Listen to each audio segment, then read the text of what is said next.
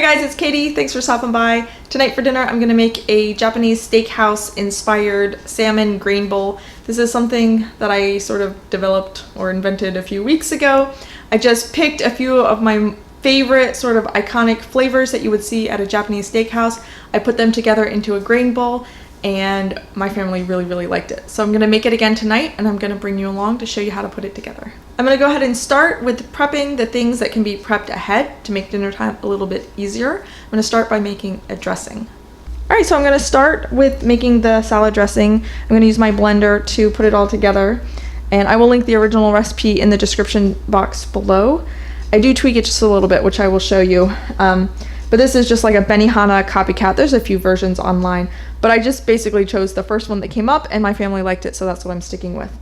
So I'm going to start with some onion. I have some sweet onion, and it says about a half a cup, maybe a little bit more. I have some already sliced up from, we had hamburgers last night, so I'll use that up. And it calls for half a cup of peanut oil. I don't put any oil. I think the first time I put a little bit of avocado oil, but I'm not even gonna bother this time because it's fine. It's good without it.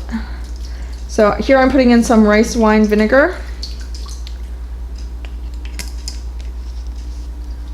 If you had like white wine vinegar, I think that would work too, if that's all you had. I'm also gonna put some fresh ginger. Calls for 2 tablespoons of minced up celery. I'm guessing that's about half a stalk, so I'm just going to throw that in there. Calls for ketchup. And I think the ketchup is supposed to give it the sort of orange color, but I'm not really happy with the color that it came up. It didn't quite look like what we usually get. So I'm adding a carrot, just breaking it in half so my blender can chop it up. So 1 carrot, basically just for color and also a little bit of body. Some soy sauce.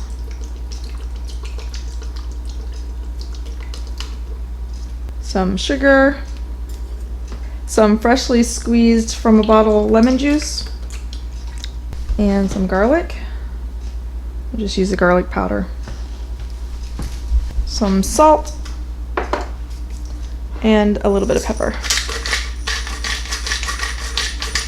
All right, and I might add a little water to get the right thickness, but we'll bring the blender over here and just whiz it up.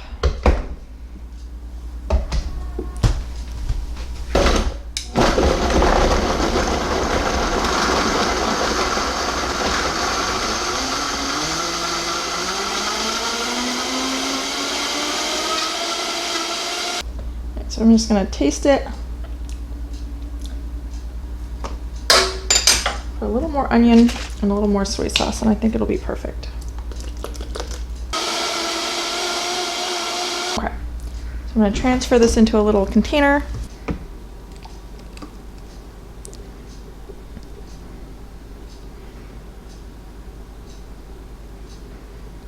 Okay.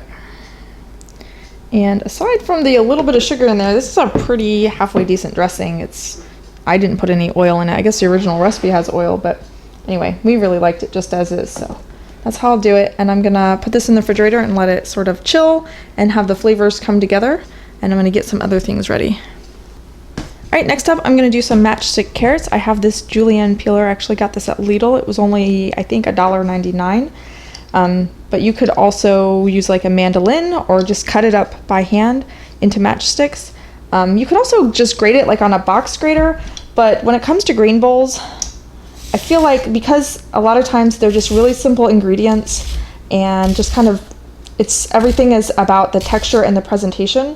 So I think that taking the little bit of extra effort to get the matchsticks carrots is the way that I like it. So you could do it however you want, but that's my suggestion, is to go ahead and either pull out your mandolin, get one of these little cheapy Julienne peelers, or cut them up into matchsticks with a knife.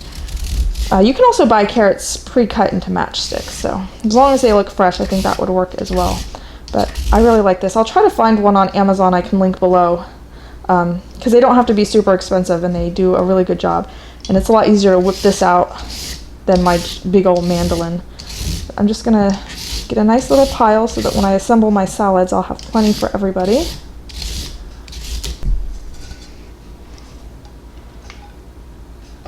So usually before you get anything at the Japanese steakhouse, they give you that little salad with that dressing that we just made. And where we go, it's usually just really simple. It's iceberg lettuce and these carrots. But I really think that they give a nice pop of color and texture. I'm also gonna cut up some radishes just because I have them and I want to use them up. So these are big, so I'll cut them in half and then I'll just do little thin slices.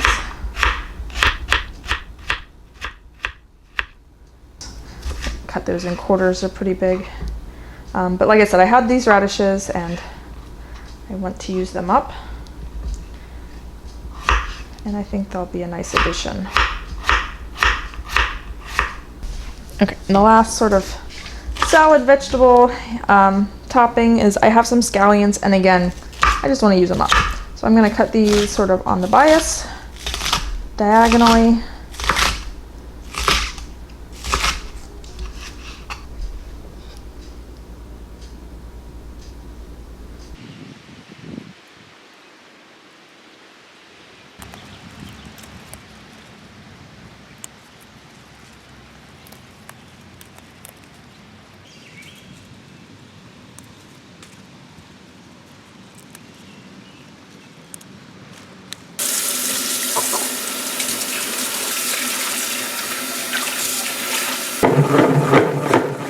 Next up, I just cleaned up some spinach and some spring mix. You could just do one or the other. I just happen to have both, so I'm going to use both. Next up, I'm going to cook the edamame. You can find these in the freezer section of just about every grocery store these days. And you can buy them in the pod like these are, or you can find them already shelled. I like them in the pod. I think they're kind of fun that way. And that's the way you'd get them in a Japanese steakhouse. And my little one likes to peel them, so I'm going to do them like this. And just read your instructions. Sometimes they're pre-cooked, so all you have to do is either thaw them in the refrigerator, or you can just like pour some warm water over them to thaw them. These ones are not cooked, so I'm just going to put some water and I'm just going to boil them for probably about 5 minutes. I'm also going to go ahead and get my quinoa ready. I guess rice would be a more like in-theme sort of grain to use for this green bowl. But quinoa is my default, and I really like it. I think that it really is filling but light, so feel free to use rice, or you could use nothing at all. Actually, the first time we made this, it was basically just a salad. So we had the greens and a few other veggies, and the edamame pods, and the salmon, and that dressing, and it was really delicious. So anyway, I'm just going to make it a green bowl tonight. So I have 2 cups of quinoa, and I'm just following the directions. I'm going to put 4 cups of water when it's time to cook it, and I'll do that right before so that it's warm. You could also cook this ahead, put it all together, and serve this dish cold or room temperature. So very versatile. Okay, so the last major player in this dish is the salmon. I'm pretty picky when it comes to salmon. I almost always spring for fresh salmon. I think it's so much better than frozen. But I saw these at Aldi. This is 2 pounds of wild-caught salmon, and it was $6 for 2 pounds. I thought that was a great price. I wanted to give them a try, and I used them in this recipe last time, and it worked out perfectly. So I don't know if this is just like a really high-quality, product at Aldi for $6, or maybe just because it's mixed in with all of the other fresh ingredients, but I really liked it, and I didn't mind that they were frozen at all. And like I said, I'm pretty picky, so that's what I'm using. You could use fresh, absolutely, if that's what you have. You could probably even use canned, especially if you were going to eat this all together like cold. I think canned would work as well. If you don't want to use salmon, the great thing about Japanese steakhouses, they have something for everyone. So you could do like teriyaki chicken or steak or shrimp. Those are usually like the main options that you can get. If you wanted to keep it plant-based, you could even do like a miso glazed broiled tofu. I think that would be really good, and that kind of pulls off of the miso soup that they serve as well. So anyway, I'm probably gonna do I think I did like 6 of these for my family. That way we have plenty for leftovers. And I'm just gonna pull these out, and I'm gonna put them in this container. I'm gonna put some cold water and put this whole thing in the refrigerator so that they can start to thaw. And then I will cook them up right before, and we can put them on top of our grain bowl warm. So the edamame are done.